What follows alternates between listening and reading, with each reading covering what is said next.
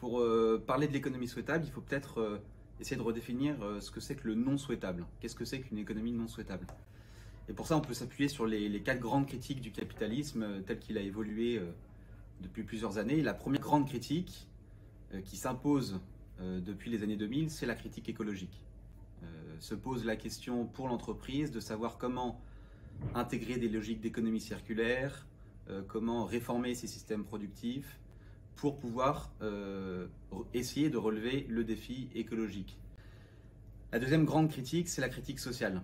Ça a été le grand temps de la fin du 19e siècle avec la naissance d'une conscience de classe, tout le travail autour du prolétariat.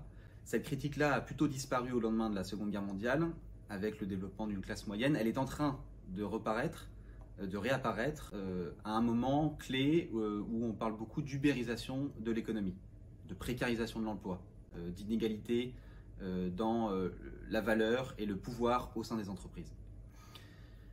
Il y a une troisième grande critique qui est la critique technosceptique. Critique technosceptique qui, elle, s'accroche plus à une crainte, à une angoisse liée à la robotisation, à l'algorithmique, à l'intelligence artificielle, et qui pose du coup la question pour l'entreprise et l'économie de savoir comment articuler le progrès technique et le bien-être des travailleurs.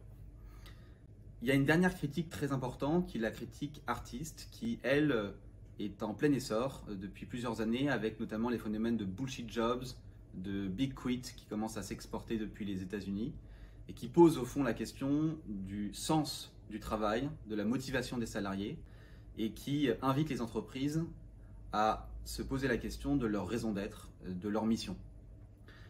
Peut-être que l'économie souhaitable, c'est d'abord et avant tout la compréhension de ces quatre critiques et la tentative de les dépasser.